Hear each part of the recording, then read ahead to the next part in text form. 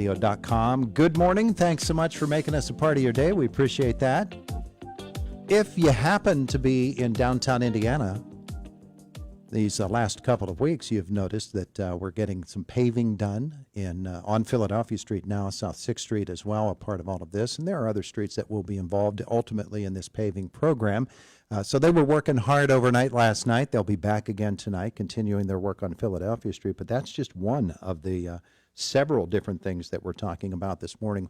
Downtown Indiana and IUP have always been very intimately connected. We want to strengthen that connection even more. And so a bunch of folks are involved with the planning in downtown Indiana with us this morning. And look at the Rogues Gallery we've gathered for you over there. What are you doing over there, Jeff? Jeff Raykes, Indiana Borough Planning. You're out of the picture here. We need you in the picture. Come visit with us. Eden Zenisek is here with us, and Joe Kinter is here. Jeff Raykes is here, and the intern this year, Hannah Riley. Hi, Hannah. Hello. Good to have you with us here this morning. Our visit is presented by Marcus & Mack, voted Best Law Firm and Best Personal Injury Lawyer 3 years in a row in the Best of Indiana County contest. Visit them online at marcusandmack.com. Eden, let's tee it up for the folks. What are the plans that we're talking about this morning? Yeah, so you had a nice little teaser there. We're talking about the 8th Street Initiative. So it's a big project that we have recently kicked off, connecting downtown Indiana to IUP. So we're talking about the 8th Street section, South 8th, between Philadelphia Street and School Street.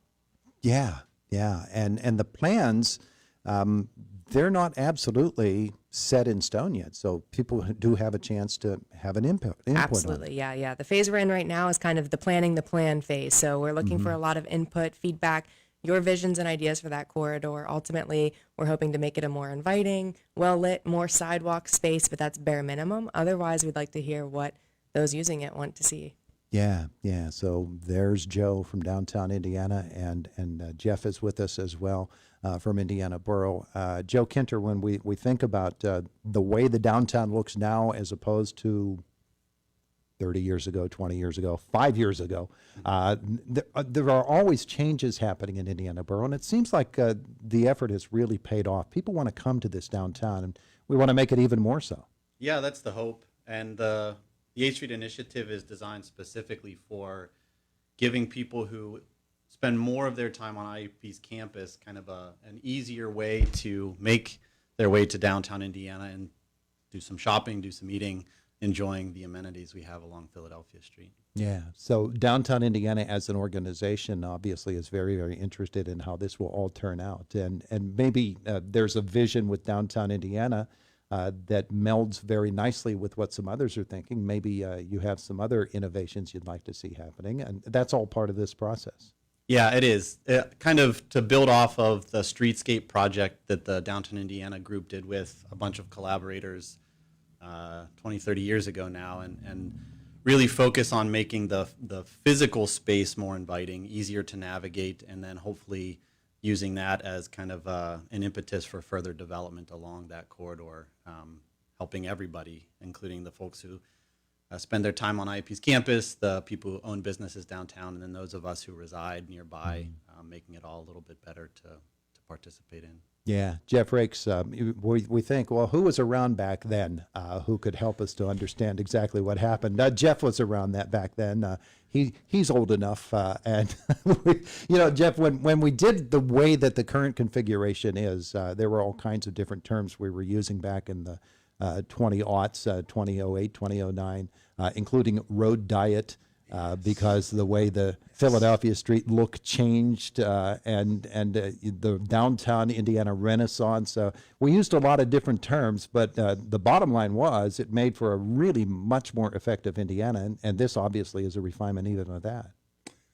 Well, with that lead in, I'm old, right? So what would we get on the other side is like I'm the oldest person in the room. Am I older than you? No, you're not. Okay.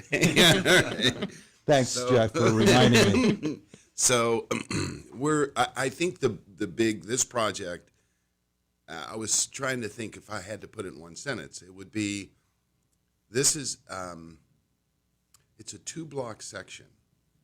And, for us as people that think about towns and how to make them better, you say you have this center of activity over on the university campus, and you have the center of activity downtown. How do we simply link these two? And the vision for the project is really bound up in some of the work that we're doing now, but really what emerged was we want a place that fosters the connection between the activities on the campus and the people on the campus and the activities and people of downtown. It's not those connections don't happen, but this place is to foster and cultivate that relationship. So I think with that sort of design idea, it opens up a lot of doors to what that could be, right? So if you're thinking about students and folks that live here year round, how do we create a space where they interact? You know, maybe it's a space to celebrate something. Maybe it's a place to have, the farmer's market. Maybe it's a place to have a incubator space. Somebody approached me the other day and they said, what about some incubator space? Because students are coming out of college and maybe they want to start a business. Maybe they've learned something in school. So, but what's exciting most about the project is that DI was the lead in finding the funding to do the project and bringing it to the borough and saying, hey, we got this idea and I know that there's something in your plan and we've been doing some planning. And so I think a lot of credit goes to DI for doing that, and of course the Realtors Association, because that was the seed, $7,000 to sort of do that. And then once the borough got involved, they said, hey, it's in our comp plan. We can get behind this with funding and try to get it off the ground. Yeah. Eden, when we think about the way that these things typically go, we have wishes and we have hopes and we have far off dreams of what would be the absolute best thing that we could do, the best plan, the most that we could do, and then we run into the roadblock of where do we find the money to do it, and we're not to that stage yet. So we're still in the we can dream stage, are we not? We are, but that's my job, I guess, to find the money. So whatever we come up with, there is a lot of funding opportunities out there. So we've already started those conversations with some of our other partners on the project, the county, our state representatives, just to see where that funding lies. So we do hope that everyone dreams big and brings their ideas through the next couple of months as we work on planning this project. All right. So is there a schedule of events that folks can look forward to? Yeah, we do have a project page on our website. So that will be indianaborough.com/8th Street Initiative. It'll have a little bit more information about the project, but it also has a few events throughout the rest of the summer. August already. We'll be at the Community Yard Sale and Farmers Market this weekend, and then Italian Festival next weekend. So those will be our two big ones that they can come and talk to us.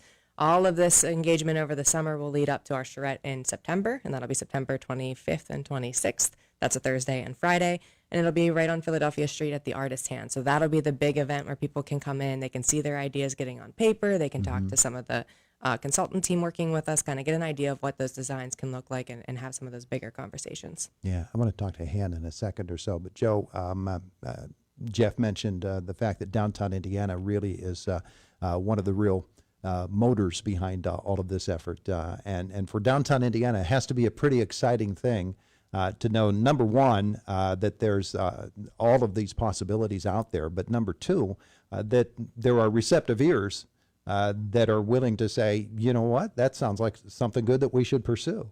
Yeah.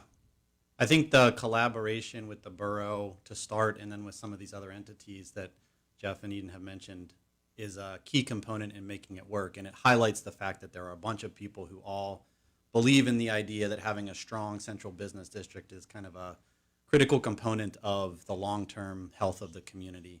And to have super involved, willing partners who are thinking the same things is an encouraging part of the project. So I'm super looking forward to continuing to work together and figuring out what we can do. Yeah, it's sort of like when you have a big gathering of people all thinking the same thing, and then it just takes one person to say, hey, are you thinking the same thing I'm thinking? Yeah. And then that happens, and that's when things begin to really move. Yeah, and as Jeff said, the ideas behind this corridor exist in a number of different plans that people across the community have contributed to. So it's not a new idea. I think what we're trying to do is build on the idea that it is a priority for the community and actually put some structure around what it might be And that's kind of what we're trying to do over the next couple of months via this planning effort. Yeah, yeah, it sounds wonderful. All right, Hannah Riley, step up to the microphone there because we want to learn about you, and you're watching something like this. You're the intern this summer with Indiana Borough. Has this been informative for you to watch the way these different groups work together? Yes, this has been incredibly informative. I grew up in Indiana, but I went away to Pittsburgh for school.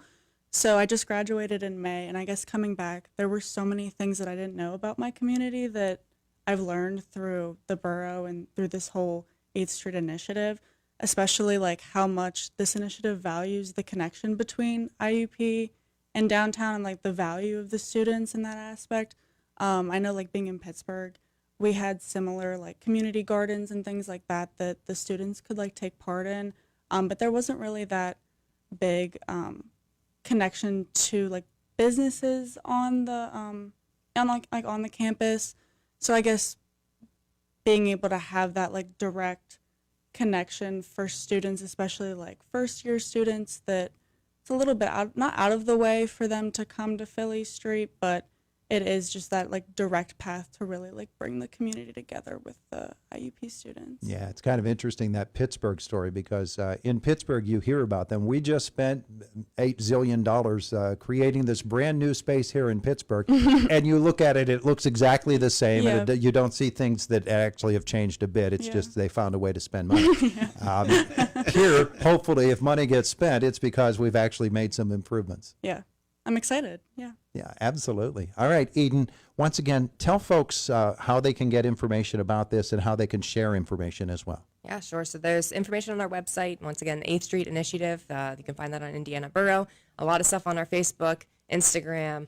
You can see us at any downtown Indiana event for the next month, notably the Italian Taste and Tour, the Italian Festival. Next weekend, we'll be at the Farmers Market and the yard sale this weekend. And then if there are any additional questions, they can always call the borough, ask for me or Trajan, who's not with us today, or send us an email. We're happy to share more information. Beautiful. Hey, thanks everybody for coming. Thank you, Tom. We appreciate it. It is the voice of Indiana County. It's WCCS 101.1 FM, AM 1160, and WCCSradio.com, 825 on your Thursday morning. Matt is in the newsroom. He's coming up. Boomer Sports next. This is Boomer Esiason with the Sports Minute. Things were going swimmingly with the Baltimore Ravens' new recovery pool at their renovated training facility. Then it turns out 1 in 3 players never learned how to swim. So Ronnie Stanley, Kyle Hamilton, Charlie Kolar, and Marlon Humphrey posted a video imploring mega Ravens fan and 23-time Olympic medalist Michael Phelps to teach them. Let's do it, he replied. Sounds like a sound coach to me. I'm Boomer Esiason.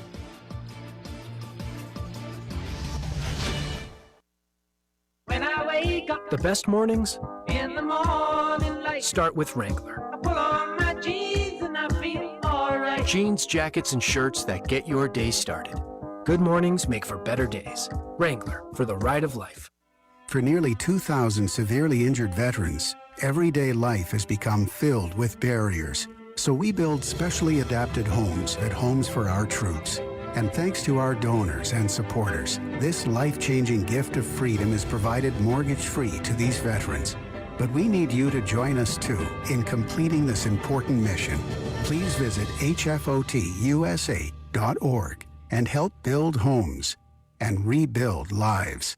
For Phi, winning the fight against vision loss means seeing new ways to push himself. The Foundation Fighting Blindness is committed to funding research to end blinding retinal disease.